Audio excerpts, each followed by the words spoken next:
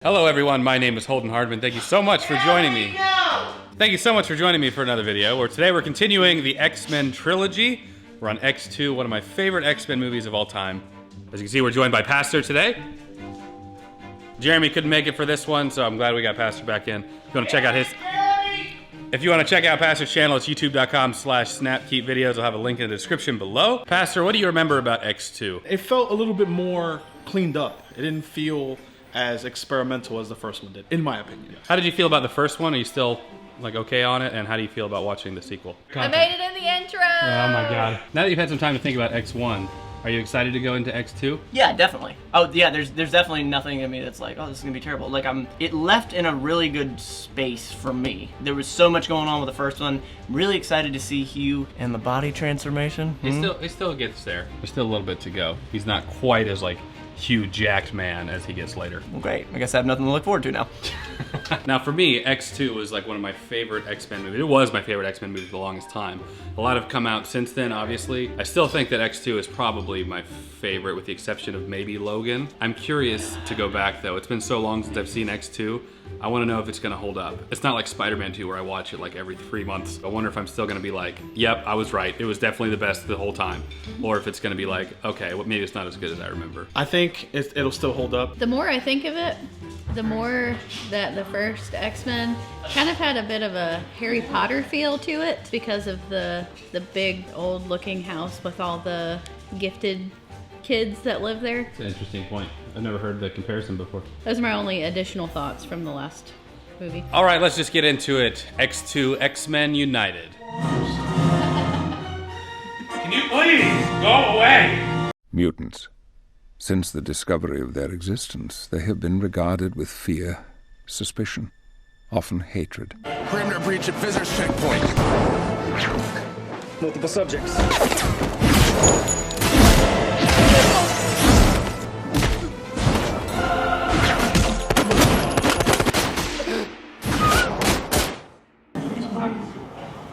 Is this the mannequin challenge mean?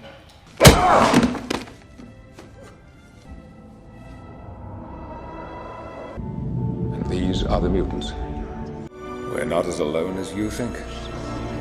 Will be indestructible. No memory. Entire skeleton. Hey. Thanks. No problem. What have you told Stryker? Everything.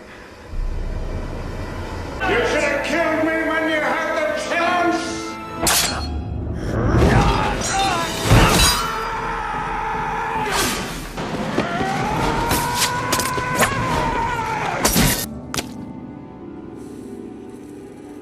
There's something different about you, Mr. Lorio. Yeah, I was having a good day. Too much iron in your blood.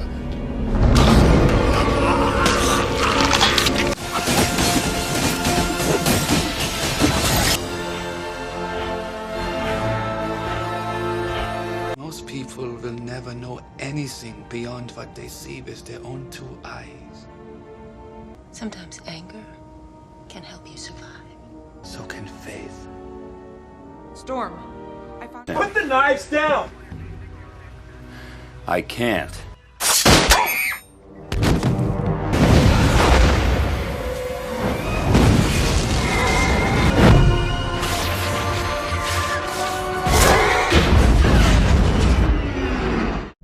When will these people learn how to fly?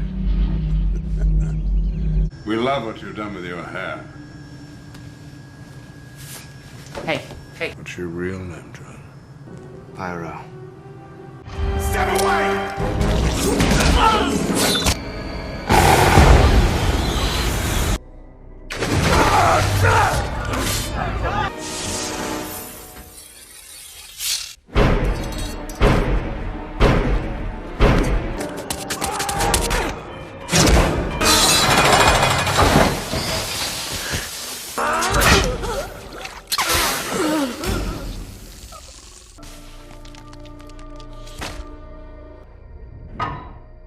Killing them all. Killing them all. There's been a change of plan. The humans. Find all of them. Everyone. In a few minutes, we'll all be underwater. If I can't see where I'm going.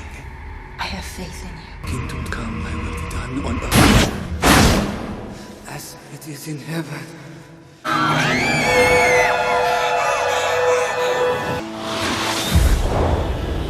Someone will finish what I've started, Wolverine! One day!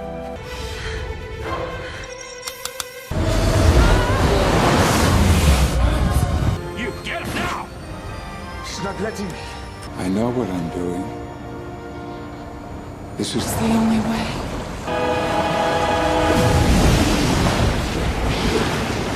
We're getting back. She's gone. No! Mutation. It is the key to our evolution.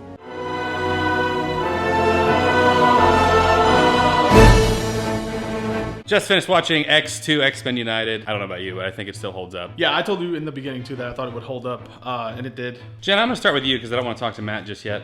What did you think about X2? So the beginning was a little predictable with superhero movies. For some reason, it's always the president of the United States that's being attacked. Aside from the predictable opening of the president, what about like the rest of the movie? I thought the rest of the movie was really great. There was a lot of choosing the good rather than the evil. Matt had a great John going to the dark side realization. Oh yeah, Matt legit had a Star Wars reference in this movie. Yeah, Logan, chose to do the right thing several times. I thought that was a great character arc for him, that he's really changing from whoever this person was that he was in the past to really choosing to be a good person. I like that he didn't get the girl because that's really predictable too. And I'm really curious what everyone, well, not you two because you already know what happens, but I'm curious, Matt, what you think is coming up out of the water. Some flying saucer or some shit. Going with the movie, do you think it's Jean? I'll get to that. If I were to have to take a stab in the dark, I would say it's Claw Girl that got stuffed full of adamantium. She was in the bottom of the jacuzzi. What are you talking about? Yeah, but she The bottom of the jacuzzi? Yeah, but she got pumped full of adamantium. So that is indestructible inside of her. It's probably some butterfly magical flying saucers. Yeah, she's not dead. That's for sure. I am going to be really disappointed if Jean comes back because I thought that was a really great end to her story. How she saved everyone and all of that. I think that was a great end to her story. So I hope, no offense, Jean, but I hope she's really dead. I'm the exact opposite of how you feel about Jean's exit. I think it was a garbage way for her to go out, and she ain't gone out. I really like the Catholic teleporting character. Nightcrawler is his name. He's rad. Put a little respect on his name. I like that. In the very beginning, whenever, I guess it was SWAT or who the hell knows, was busting through the doors and attacking all the mutants, I loved it that Logan was just murdering all of these guys. You expect him to be like, I'm gonna take out his kneecaps, so I'll hit him in the groin. Oh no, he was just straight murdering every one of them. He was carving X's on everyone. Yes, I was like, let's just kill people, let's do it. That's not what you typically see in superheroes. Again, they sort of take the higher road. I love it that he went the low route and just started murdering everybody he saw. I actually think that he was obviously justified in those killing. They were going there, he didn't know if they were gonna kill those kids. They obviously attacked a couple others. I'm totally like, I love superheroes. I think he's A-okay. He doesn't know. Take him out. It was very self-defense. It definitely wasn't wrong. I liked it. I thought it was good. I have noticed that both of these movies now, X-Men 1 and X-Men 2, they're very gritty for Marvel. Like, there's a lot of cussing. I love it. It's very, I don't know, it's different. It's not as kiddish. There was an exchange between Storm and Nightcrawler. So good! My God, what a Bygone Gem moment. This might be one of my favorite Bygone Gem moments that we've run across. Sometimes anger can help me survive. And I was like, mad respect. I'm about that life. And then he comes back with, so can faith. Oh, like, that was pretty cool. And then he comes back with, most people don't believe beyond what they see with their own eyes. Oh! At that moment, this movie got bumped up a notch for me. It was a little drug out towards the ending. Oh, I called it. I called it that Pyro was turning. I could so see it, his sort of troubled youth feeling, and he's firing at the cops. And then Magneto. Yeah. Very good. Right.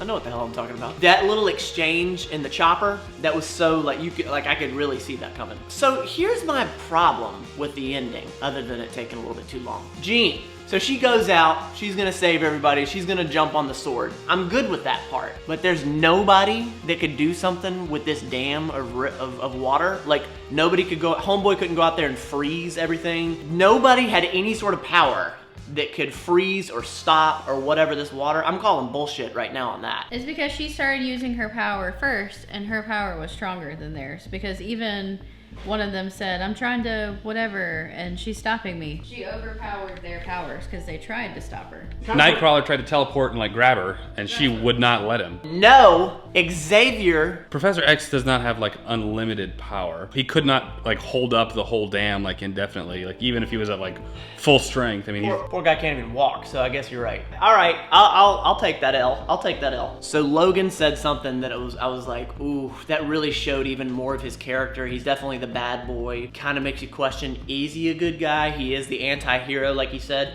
But when he came out and consoled old Laser Eye, he said, she didn't make a choice. It was you. that was really big because Professor X was saying, hey, she made a choice to save us. And then Wolverine came out and was like, yeah, she made a choice, bro.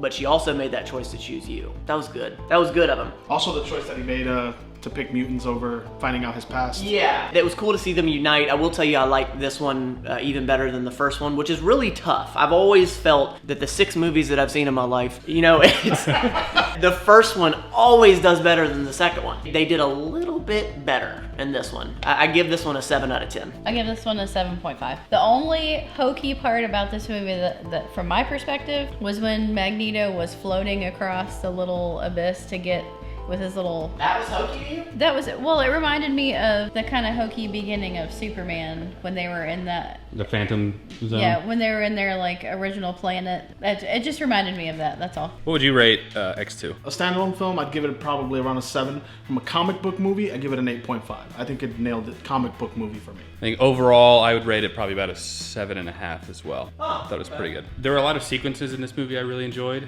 The part wherever the security guard has all the extra iron. I loved that whole scene because it just shows just how freaking powerful he is. He's able to take just this minute amount of iron and just like the subtlety and like just barely moving, and it just goes like freaking rockets and stuff. He's just so powerful, and I love. I think that scene did a good job of showcasing that. Next time is X3. The Last Stand. Matt, you didn't say what you think was coming out of the water, did you? A butterfly-shaped flying saucer. What they were talking about, though, at the end, that, you know, every several millennia, the evolution process speeds up. Like, what? Just so we're clear, based on the evidence of the movie, the girl in the adamantium being infused and it being washed over, Jean Grey trying to hold back the water being washed over, there could have been other mutants like down below that got buried under that. And your conclusion is a butterfly flying saucer? Just so we're clear. That's what it looked like. It looked like a butterfly. It kind of looked like a pink butterfly. You're an asshole, Holden. Take your damn camera, you son of a... I'm done with this shit. No, Matt, no. All right, everyone, if you enjoyed this video, leave me a like. X3 should be up tomorrow, I'm shooting for. Comment down below, letting me know what you think of all of our opinions, what you thought of X2. Consider supporting me on Patreon. It's a great way to see a lot of these videos early, and it really helps support us out a lot. Subscribe if you have not done that already. It means the world to me, and you'll get notified when we have all these fun videos. As always, I appreciate you watching. We'll catch you in the next video. Take care.